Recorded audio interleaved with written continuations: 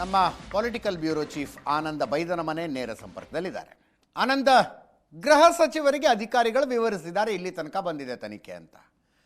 ಸದ್ಯಕ್ಕೆ ಅಂದರೆ ನಡೀತಾ ಇರುವ ಬೆಳವಣಿಗೆಯನ್ನು ನೋಡಿದ್ರೆ ಷಡ್ಯಂತ್ರದ ಮಾಹಿತಿಯನ್ನು ತೆಗೆಯುವ ಕುತೂಹಲ SITಗೆ ಇದ್ದಂಗಿದೆ. ವಿಚಾರಣೆ ಹೋಗ್ತಾ ಇರುವ ರೀತಿ ನೋಡಿದ್ರೆ ಇದೇನಿದು ಅಬ್ರಪ್ಟ್ ಆಗಿ ತನಿಖೆಯನ್ನು ನಿಲ್ಲಿಸಿ ಬೆಳತಂಗಡಿ ಪೊಲೀಸರಿಗೆ ಹ್ಯಾಂಡ್ ಓವರ್ ಮಾಡಿ ಬಂದುಬಿಡೋದು ಅನ್ನೋ ಚರ್ಚೆ? ಅಜಿತ್, ಜುಲೈ 19ರಂದು ರಾಜ್ಯ ಸರ್ಕಾರ ಒಂದು SIT ರಚನೆ ಮಾಡಿತ್ತು. ಧರ್ಮಸ್ಥಳದಲ್ಲಿ ಕೇಳಿ ಬಂದಿರತಕ್ಕಂಥ ಆರೋಪಕ್ಕೆ ಸಂಬಂಧಪಟ್ಟ ಹಾಗೆ SIT ರಚನೆ ಮಾಡಬೇಕು ಅನ್ನುವಂಥ ಆಗ್ರಹದ ಹಿನ್ನೆಲೆಯಲ್ಲಿ ನಿರ್ದಿಷ್ಟವಾದ ವ್ಯಕ್ತಿಯೇ SIT ಅಧ್ಯಕ್ಷ ಆಗಬೇಕು ಅಂತೇಳಿ ಹೇಳಿ ಕೊಟ್ಟಿರತಕ್ಕಂಥ ಮನವಿ ಹಿನ್ನೆಲೆಯಲ್ಲಿ ಸರ್ಕಾರ ಈ ನಿರ್ಧಾರವನ್ನು ತೆಗೆದುಕೊಂಡಿತ್ತು. ಜುಲೈ 19ರಂದು ಅಧಿಕೃತವಾಗಿ ಸರ್ಕಾರ SIT ರಚನೆ ಮಾಡಿ ಆದೇಶವನ್ನು ಮಾಡಿತ್ತು. ಆದರೆ SIT ಸ್ಥಳಕ್ಕೆ ಹೋಗಿ ತನಿಖೆಯನ್ನು ಆರಂಭ ಮಾಡಿದಾಗ ಸಿಕ್ಕಿರತಕ್ಕಂಥ ಮಾಹಿತಿಗಳು ಮತ್ತು ಇಡೀ ಪ್ರಕರಣ ದಿಕ್ಕು ತಪ್ಪಿರ್ತಕ್ಕಂಥದ್ದನ್ನು ಕೂಡ ರಾಜ್ಯ ಸರ್ಕಾರ ಅತ್ಯಂತ ಗಂಭೀರವಾಗಿ ತೆಗೆದುಕೊಂಡಿದೆ. SITಯನ್ನು ರಚನೆ ಮಾಡುವ ಸಂದರ್ಭದಲ್ಲಿ ಎಲ್ಲ ಪಕ್ಷಗಳಲ್ಲೂ ಕೂಡ ಒಂದು ಸ್ಪಷ್ಟವಾಗಿತ್ತು ಅಭಿಪ್ರಾಯ ಇತ್ತು, SIT ಆಗಲಿ ಅಂತಕ್ಕಂಥದ್ದು. ಆದರೆ SIT ರಚನೆ ಆದ ನಂತರದಲ್ಲಿ ತನಿಖೆ ಮಾಡಿದಾಗ ಸಿಕ್ಕಿರ್ತಕ್ಕಂಥ ಮಾಹಿತಿಗಳ ನಂತರದಲ್ಲಿ ಎಲ್ಲ ರಾಜಕೀಯ ಪಕ್ಷಗಳು ತಮ್ಮದೇ ಆಗಿರ್ತಕ್ಕ ಅಭಿಪ್ರಾಯಗಳನ್ನು ವ್ಯಕ್ತಪಡಿಸಲಿಕ್ಕೆ ಪ್ರಯತ್ನ ಆಯಿತು. ಒಂದು ಹಂತದಲ್ಲಿ ಪ್ರಮುಖ ಪ್ರತಿಪಕ್ಷವಾಗಿರ್ತಕ್ಕಂಥ BJP ಧರ್ಮಸ್ಥಳ ಚಲೋ ಕೂಡ ಮಾಡ್ತು. ಅಂತಿಮವಾಗಿ ಅಲ್ಲಿರ್ತಕ್ಕಂಥ ಸನ್ನಿವೇಶಕ್ಕೂ SIT ರಚನೆ ಮಾಡಿದ್ದಕ್ಕೂ ಒಂದಕ್ಕೊಂದು ಸಂಬಂಧ ಇಲ್ಲದೇ ಇರತಕ್ಕಂಥ ವಾತಾವರಣ ನಿರ್ಮಾಣ ಆದಂಥ ಹಿನ್ನೆಲೆಯಲ್ಲಿ ಕಳೆದ ಶುಕ್ರವಾರ ಅಂದರೆ ಮೊನ್ನೆ ಶುಕ್ರವಾರ ವಿಧಾನಸೌಧದಲ್ಲಿ ಗೃಹ ಸಚಿವರಾಗಿರ್ತಕ್ಕಂಥ ಡಾಕ್ಟರ್ G. ಪರಮೇಶ್ವರ್ ನೇತೃತ್ವದಲ್ಲಿ ಒಂದು ಸುದೀರ್ಘವಾಗಿರ್ತಕ್ಕಂಥ ಚರ್ಚೆ ಕೂಡ ನಡೀತು. ಚರ್ಚೆಯಲ್ಲಿ ಈ ಪ್ರಕರಣ ಸಂಬಂಧಪಟ್ಟಾಗೆ ಇದುವರೆಗೆ ಆಗಿರ್ತಕ್ಕಂಥ ತನಿಖೆಯ ಪ್ರಗತಿ ಬಗ್ಗೆ ಗೃಹ ಸಚಿವರಿಗೆ ಸಂಪೂರ್ಣವಾದಂಥ ಮಾಹಿತಿಯನ್ನು ಕೂಡ ಕೊಡಲಾಯಿತು. ಮಾಹಿತಿ ಕೊಟ್ಟ ನಂತರದಲ್ಲಿ ರಾಜ್ಯ ಸರ್ಕಾರ ಒಂದು ಸ್ಪಷ್ಟವಾದ ನಿಲುವಿಗೆ ಬರ್ತಾ ಇದೆ. ಈ ಒಂದು ತನಿಖೆಯನ್ನು ಮುಂದುವರಿಸಬೇಕಾ, SIT ತನಿಖೆಯನ್ನು ಮುಂದುವರಿಸಬೇಕಾ ಅನ್ನೋದ್ರ ಬಗ್ಗೆ ಸರ್ಕಾರಕ್ಕೆ ಆಸಕ್ತಿ ಇಲ್ಲ ಅಂತಕ್ಕಂಥ ಬಹಳ ಸ್ಪಷ್ಟ ಆಗಿದೆ. ಶುಕ್ರವಾರ ರಾತ್ರಿ ಸುಮಾರು 7:30ರ ಸುಮಾರಿಗೆ ಮುಖ್ಯಮಂತ್ರಿ ಸಿದ್ದರಾಮಯ್ಯನವರನ್ನ ಗೃಹ ಸಚಿವ ಡಾಕ್ಟರ್ G. ಪರಮೇಶ್ವರ್ ಭೇಟಿ ಮಾಡ್ತಾರೆ. ಭೇಟಿ ಮಾಡಿ ಈ ಪ್ರಕರಣಕ್ಕೆ ಸಂಬಂಧಪಟ್ಟ ಇದುವರೆಗೆ ಆಗಿರ್ತಕ್ಕಂಥ ತನಿಖೆ, ಅದರ ಒಟ್ಟಾರೆ ಪ್ರಗತಿ ಮತ್ತು ಇದನ್ನು ಮುಂದುವರಿಸುವ ಅಗತ್ಯ ಮತ್ತು ಅನಿವಾರ್ಯತೆಗಳ ಬಗ್ಗೆ ಸುದೀರ್ಘವಾಗಿ ಚರ್ಚೆ ಮಾಡ್ತಾರೆ. ಆ ಚರ್ಚೆಯ ಹಂತದಲ್ಲಿ ಈ SITನ ಮುಂದುವರಿಸ್ತಕ್ಕಂಥ ಅಗತ್ಯ ಇಲ್ಲ ಅಂತಕ್ಕಂಥ ಬಹುತೇಕ ಕನ್ವಿನ್ಸ್ ಆಗುತ್ತೆ.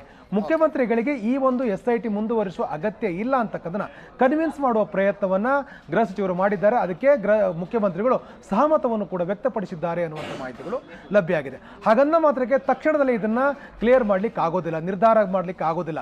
ಹಾಗಾಗಿ ಒಂದು ಕಾನೂನು ಸಲಹೆಯನ್ನು ಪಡೆದುಕೊಂಡು ನಿರ್ಧಾರವನ್ನು ತೆಗೆದುಕೊಳ್ತೇನೆ ಅಂತಕ್ಕಂಥ ಮಾತನ್ನ ಮುಖ್ಯಮಂತ್ರಿಗಳು ಗೃಹ ಸಚಿವರಿಗೆ ಹೇಳಿದ್ದಾರೆ. ಹಾಗಾಗಿ ಶೀಘ್ರದಲ್ಲೇ ಈ SIT ಕ್ಲೋಸ್ ಆಗ್ತಕ್ಕಂಥದ್ದು ಬಹುತೇಕ ಖಚಿತ.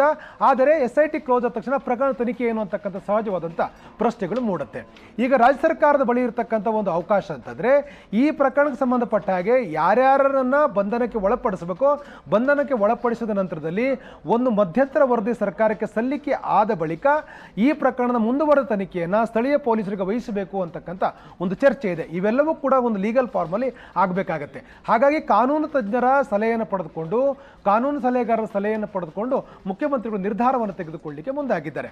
ಹಾಗಾಗಿ ಬಹು ನಿರೀಕ್ಷಿತ ಮತ್ತು ಅತ್ಯಂತ ಕುತೂಹಲಕ್ಕೆ ಕಾರಣವಾಗಿದ್ದಂಥ ಧರ್ಮಸ್ಥಳದ ಪ್ರಕರಣ ತನಿಖೆ ಮಾಡ್ತಾ ಇರುವಂಥ ಏನು SIT ಇದೆ, SIT ತನಿಖೆಯ ಒಟ್ಟಾರೆ ಕಾರ್ಯಾಚರಣೆಗಳಿಗೆ ಬ್ರೇಕ್ ಬೀಳ್ತಕ್ಕಂಥ ಸಾಧ್ಯತೆಗಳು ನಿಶ್ಚಯವಾಗಿದೆ. ಈ ವಾರದಲ್ಲೇ ಎಲ್ಲವೂ ಕೂಡ ಕ್ಲಿಯರ್ ಆಗುತ್ತೆ ಮತ್ತು ಈ SITನ ಕ್ಲೋಸ್ ಮಾಡಬೇಕು ಅಂತಕ್ಕಂಥ ಚಿಂತನೆ ಸರ್ಕಾರದಲ್ಲಿ ಬಹುತೇಕ ನಿರ್ಧಾರಕ್ಕೆ ಅದು ಸಾಕ್ಷಿ ಆಗ್ತಾ ಇದೆ. ಅಲ್ಲ ಆನಂದ, ಆರೋಪ ಬಂದಾಗ ಆರೋಪದ ತನಿಖೆಗೆ ತೋರಿಸಿದ ಆಸಕ್ತಿಯನ್ನ ಇದು ಷಡ್ಯಂತ್ರ ಅಂತ ಬೆಳಕಿಗೆ ಬಂದಾಗ ಷಡ್ಯಂತ್ರದ ತನಿಖೆಯಲ್ಲಿ ತೋರಿಸದೇ ಹೋದರೆ ಸರ್ಕಾರಕ್ಕೊಂದು ಕೆಟ್ಟ ಹೆಸರು ಬರೋದಿಲ್ವಾ?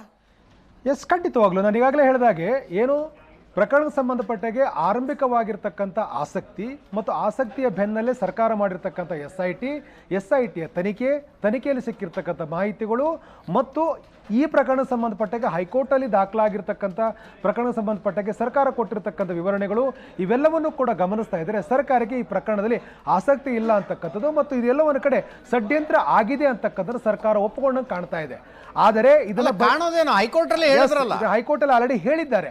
ಹೀಗಾಗಿ ಈ ಪ್ರಕರಣ ಸಂಬಂಧಪಟ್ಟಾಗಿ ಇದನ್ನು ಕ್ಲೋಸ್ ಮಾಡ್ತಕ್ಕಂಥ ಸೂಕ್ತ ಅನ್ನುವ ನಿರ್ಧಾರಕ್ಕೆ ಸರ್ಕಾರ ಬಂದಿದೆ.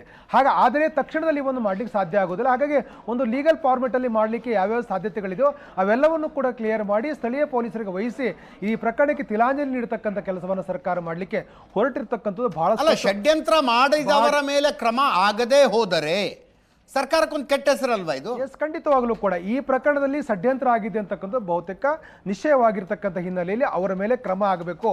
ಈಗ ಅವರನ್ನ ಅರೆಸ್ಟ್ ಮಾಡಿದ ಬಳಿಕ ಮುಂದುವರೆದಿರ್ತಕ್ಕಂಥ ತನಿಖೆಯನ್ನು ಸ್ಥಳೀಯ ಪೊಲೀಸರ ಮೂಲಕ ನಡೆಸಲಿಕ್ಕೆ ಸರ್ಕಾರ ಅವಕಾಶ ಕೊಡ್ತಕ್ಕಂಥ ನಿರ್ಧಾರಕ್ಕೆ ಬರ್ತಕ್ಕಂಥ ಬಹುತೇಕ ಖಚಿತ ಆಗಿದೆ.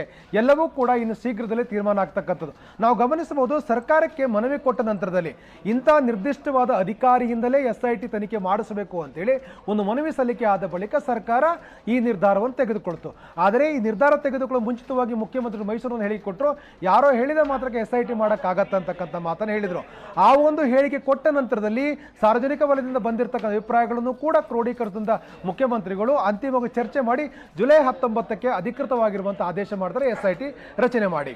ಆದರೆ SIT ರಚನೆ ಮಾಡುವಾಗ ಇದ್ದಂಥ ಸರ್ಕಾರಕ್ಕಿದ್ದಂಥ ಮನಸ್ಥಿತಿ, ಆಸಕ್ತಿಗಳು ಮತ್ತು ಈ ಪ್ರಕರಣದಲ್ಲಿ ನಂತರದಲ್ಲಿ ಸಿಕ್ಕಿರ್ತಕ್ಕಂಥ ಮಾಹಿತಿ ಆಧಾರದ ಮೇಲೆ ಇದರಲ್ಲಿ ಎಷ್ಟು ಹುರುಳಿದೆ ಅಂತಕ್ಕಂಥದ್ದು ಬಹಿರಂಗ ಆದ ನಂತರದಲ್ಲಿ ಸರ್ಕಾರ ನಿಜವಾಗ್ಲೂ ಕೂಡ ಆ ಒಂದು ಪ್ರಕರಣಕ್ಕೆ ಷಡ್ಯಂತ್ರ ರೂಪಿಸಿರ್ತಕ್ಕಂಥವ್ರನ್ನ ಅರೆಸ್ಟ್ ಮಾಡಬೇಕಾಗಿರ್ತಕ್ಕಂಥ ಅನಿವಾರ್ಯ.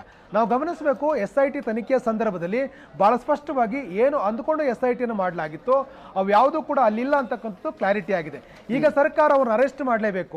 ಅರೆಸ್ಟ್ ಮಾಡುವಂಥ ಇಚ್ಛಾಶಕ್ತಿಯನ್ನು ಪ್ರದರ್ಶನ ಮಾಡಬೇಕು. ಅವ್ರನ್ನ ಅರೆಸ್ಟ್ ಆದ ನಂತರದಲ್ಲಿ ಈ ಪ್ರಕರಣದ ಮುಂದುವರೆದ ಭಾಗವನ್ನ ಸ್ಥಳೀಯ ಪೊಲೀಸರ ಮೂಲಕ ಮಾಡಿಸಬೇಕಾಗತ್ತೆ. ಆದರೆ ಸರ್ಕಾರ ಈ ವಿಚಾರದಲ್ಲಿ ಯಾವ ನಿರ್ಧಾರ ತೆಗೆದುಕೊಳ್ಳುತ್ತೆ ಅನ್ನೋದು ಕೂಡ ಬಹಳ ಪ್ರಮುಖ ಆಗುತ್ತೆ.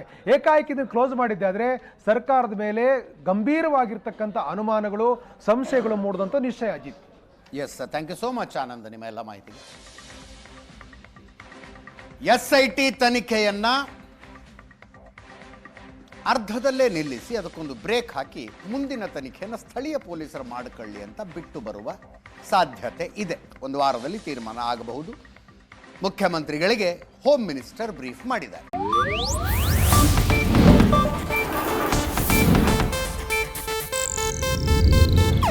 ಇದು ಏಷ್ಯಾನೆಟ್ ನ್ಯೂಸ್ ನೆಟ್ವರ್ಕ್ ಪ್ರಸ್ತುತಿ.